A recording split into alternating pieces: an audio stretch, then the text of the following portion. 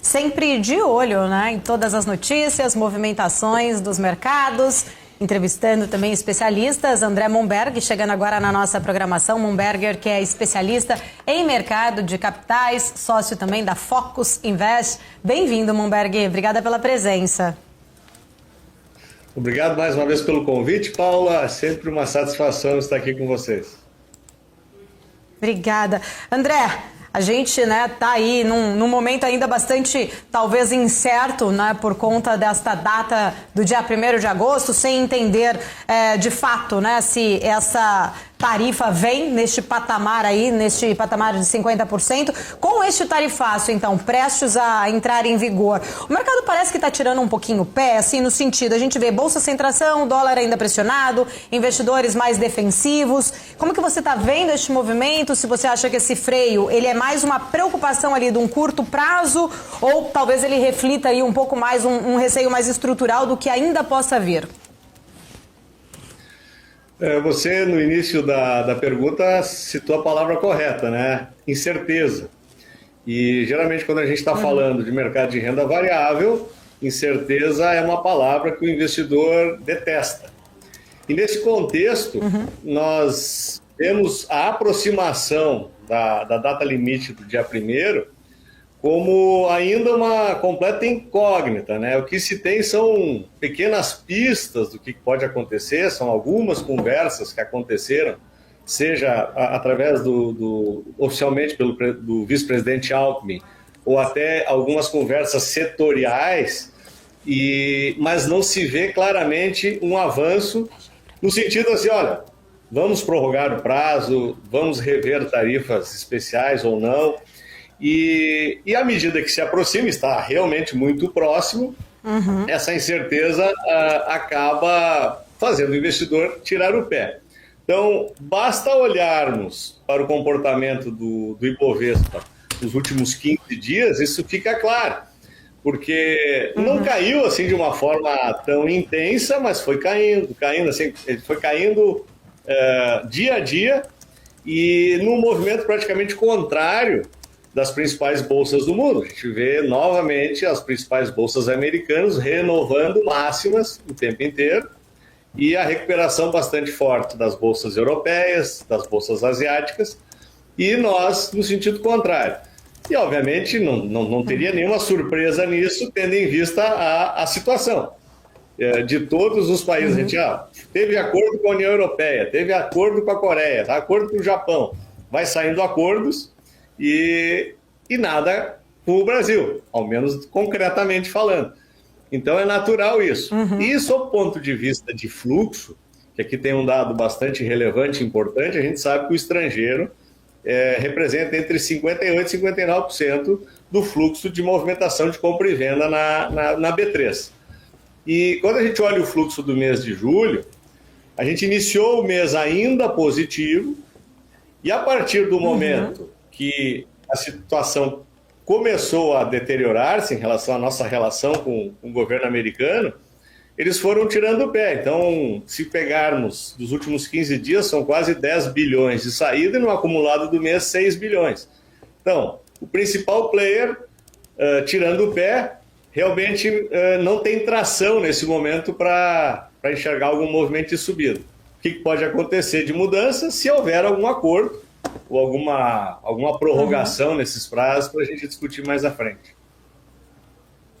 Ô Momberg, olhando ali, né, câmbio já começa a incorporar também este prêmio de risco político. Até você trouxe um ponto interessante, né? Se houver acordo, e a gente vê, né, o governo tratando muito isso, tratando essa crise como uma disputa política, né? E não, de fato, ali com um desafio econômico estratégico.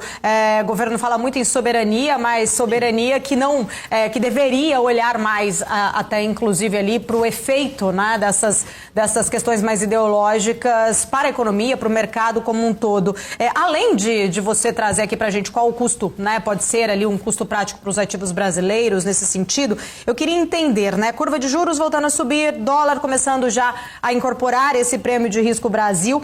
Esse ambiente, ele deve, de alguma forma, fazer uma realocação mais estrutural ali dos portfólios, menos Brasil, mais dólar ali, mesmo num cenário ainda de bastante incerteza também globalmente? Sim, eu acredito que possa acontecer a partir do momento de uma definição de que não há acordo, né? Vamos partir dessa premissa, muito provavelmente ocorrerão realocações em relação a principalmente os grandes fundos que estavam apostando no Brasil no primeiro semestre. Esse recurso tende a realocar-se novamente, isso vai pressionar o dólar. A taxa de juros talvez nem tanto, porque são outros fatores que a fazem elevar, mas a taxa de câmbio com certeza. Para te falar bem a verdade, quando eu olho para o câmbio hoje, eu ainda acho que ele está comportado perto do cenário que ele poderia estar, né? Mas, à medida que a gente vai se aproximando do dia 1º sem solução, a gente pode ter uma reação um pouco mais forte, sim, sem dúvida nenhuma. E essa sinalização de saída do capital estrangeiro já é um sinal, né, Paulo, de que já começou a acontecer esse deslocamento de aplicações, né? Ô André, prazer falar contigo. Só reforçando um pouco essa percepção do deslocamento, né? Se a gente observar, né, alguns outros emergentes, né, que acabaram sofrendo também, primeiramente, sofrendo no bom sentido, a entrada de recursos estrangeiros, uma pernada de alta importante, depois começaram a sair por conta das incertezas, mas a gente vê um retorno, né? Uma volta de fluxo, coisa que a gente não vê aqui no Brasil. A gente vê retirada atrás de retirada e quando entra é quase nada, né? 200, 500 milhões para o fluxo estrangeiro é quase nada mesmo. Na percepção, né? E até por conta dessa incerteza, por conta de não chegar a acordo, por causa de escaladas até mesmo das questões políticas em relação às demandas dos Estados Unidos, a gente vai perder, ou pode perder, né, esse movimento mais observado pelos emergentes, pelos nossos concorrentes, entre aspas, né, por quem poderia dividir um pouco dos recursos, e a gente ficar preterido, ficar para trás, perder um bom momento por essas discussões, né, e até falta de interesse, falta de demonstrações por parte do nosso governo aqui? Sim, eu imagino que o impacto seja exatamente esse. Porque quando olhamos para os nossos pares emergentes, eles estão chegando, na sua realidade, aos acordos possíveis com o governo americano. E tirando a África do Sul, que também tem um componente político envolvido, os demais países têm menos isso, né? Então, para se sentar numa mesa, para se tentar chegar a um determinado acordo, quando se coloca as questões comerciais, acaba ficando mais fácil. Se destacarmos a questão do Brasil, tá? O Brasil tem a questão comercial e agora tem a questão política. A questão econômica, ela me parece relativamente simples de resolver Brasil e Estados Unidos, porque nós somos deficitários. Existem algumas áreas de interesse do governo americano em explorar aqui alguns pontos do Brasil. O maior capital investido em infraestrutura no Brasil é americano. Existe uma relação de mais de 200 anos. Então, quando a gente olha para esse quadro, teoricamente, deveria ser muito fácil sentar numa mesa e chegar a um bom acordo com o governo americano. Mas como tem esse componente político que se acentuou especialmente com as falas do presidente Lula, tem um dificultador, né? E aparentemente até agora ninguém está recuando, né? E a partir desse componente a gente começa a ficar para trás, os nossos pares vão avançando em relação a seus acordos e evidentemente o recurso vai para lá e não vem para cá. Então a gente corre um sério risco, sim, de ficar para trás e perder esse vagão, Felipe. Ô André, e aí até a gente sabe que tem empresas, tem setores que estão mais ali no olho do furacão, né? Até no nosso mercado, fora do mercado também, evidentemente, mas tem as empresas dos setores mais no olho do furacão, que acabam tendo maior volatilidade, mais movimentações até negativas, retiradas de capitais ali, mas a pergunta que fica é se todo mundo vai caminhando lentamente, em queda, sofrendo com a saída de recursos, independentemente desse cenário, ou é possível a gente monitorar, André, algum setor, alguma empresa que pode ficar alheia a essa situação? É difícil encontrar alguém que fique alheio a essa situação ou ainda dá para encontrar alguma oportunidade? Não, com certeza tem muitas empresas que vão ficar alheias a essa situação.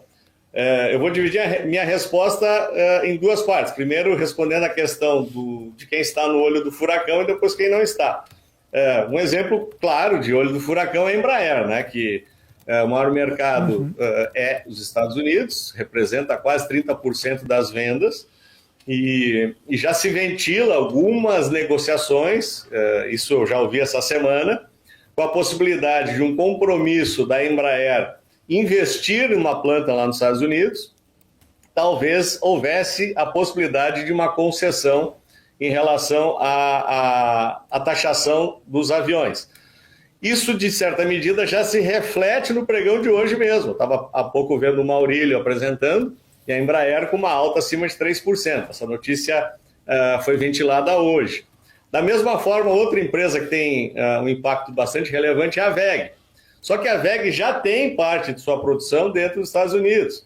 A partir do momento que se chega a um acordo de aumentar o investimento nessa planta e diminuir o impacto da planta brasileira nas exportações, no contexto geral da WEG, isso também fica amenizado. Então, agora tem outras empresas que vão ser duramente impactadas e sem negociação, realmente elas tendem a ter problemas e vão se deteriorar do ponto de vista de preço dos seus ativos. Agora, são outros setores que não estão tão ligados à questão de exportação, de impacto de sistema de fornecimento. Essas estão muito mais ligadas à nossa natureza, aos nossos problemas ou às nossas soluções. Então, por exemplo, a Petrobras, quando a gente olha para ela está muito mais vinculada ao preço do petróleo do que a todo esse contexto que a gente está vendo de não se chegar a nenhum acordo. Então, é uma empresa, ou a própria, praticamente as Junior Oils todas, estão muito mais ligadas ao preço do petróleo do que a questão do tarifaço. Então, quando a gente começa a estudar setor por setor, a gente vai, obviamente, descobrir setores não impactados que vão performar dentro da nossa realidade. Nós vamos ter outros problemas para resolver aqui, como a questão fiscal, isso a gente já falou várias vezes aqui em outras oportunidades, mas essas questões andando bem, esses setores tendem a dar bem. E de novo, né, Felipe, quando a gente olha para o preço dos ativos, chega um determinado momento que mesmo na dificuldade esse ativo volta a ficar barato. Não significa que a empresa é ruim. E aí surgem as oportunidades e aí o mercado reage de forma positiva. É isso, André Momberger. O mercado pode reagir de forma positiva e até mesmo pensando mais no longo prazo do que, de repente, numa recuperação mais de curto prazo, né, André? A gente até discutia recentemente o caso de Banco do Brasil, né, que está perdendo valor, está ficando um pouco mais barato, né, em termos de valuation, em termos de múltiplo, muito pesada, né, a questão ali em relação ao Banco do Brasil, que daqui a pouco começa a negociar em múltiplos atrativos e o investidor pegando essa oportunidade, não agora, não amanhã, mas pode ver um patrimônio crescer aí em determinada modalidade, né, ou velocidade de conseguir muito retorno, né, e até mais do que o CDI aí em pouco tempo. Mas essa é a questão, né, ficar aberto e atento a essas oportunidades. André, deixa suas considerações finais para a gente, por gentileza, para a gente encerrar o nosso papo, já agradecendo aqui a sua disponibilidade, o seu tempo de bater esse papo com a gente. Eu até queria chamar a atenção em cima do seu último comentário, que, a priori, quando a gente está falando de renda variável, nós estamos falando de médio e longo prazo, né? Em essência, é médio e longo prazo. Claro que existem os movimentos táticos de curtíssimo prazo, existe o mundo trader, que entra e sai, existe o mundo de derivativos, ok. Mas o investidor normal, comum, quando deveria, ao menos, colocar um olhar para a renda variável com uma visão de longo prazo e estudar efetivamente boas ações, boas histórias para colocar o seu dinheiro. E nesse caso, até usando o mesmo exemplo do Banco do Brasil, uma empresa com mais de 150 anos, ela é de capital misto, ela é lucrativa, ok? Está lucrando menos, teve problemas, já está, em certa medida, se refletindo justamente na queda dos preços que a gente vem observando nos últimos meses. Vai chegar um determinado momento que o investidor que é frio, que olha para o médio e longo prazo, vai olhar e dizer, tá barato, vou me posicionar. Ah, pode cair um pouco mais? Pode, mas eu não estou colocando recurso para ganhar amanhã. Eu quero ganhar daqui a 1 ano, 2 anos, 5 anos, quem sabe. Então, esta visão de paciência o investidor precisa ter. E nesses momentos, Felipe, que a gente vive hoje, de bastante pressão, de incerteza, são momentos que costumam abrir janelas de oportunidade. Então, como palavra final, eu diria, mantenha a calma, olhos abertos, que oportunidades vão surgir. É isso, é isso. André, obrigado, viu? Sempre um prazer recebê-lo aqui na nossa programação. Ótima terça para você, até a próxima. Muito obrigado, é sempre uma satisfação estar aqui com vocês. Um grande abraço.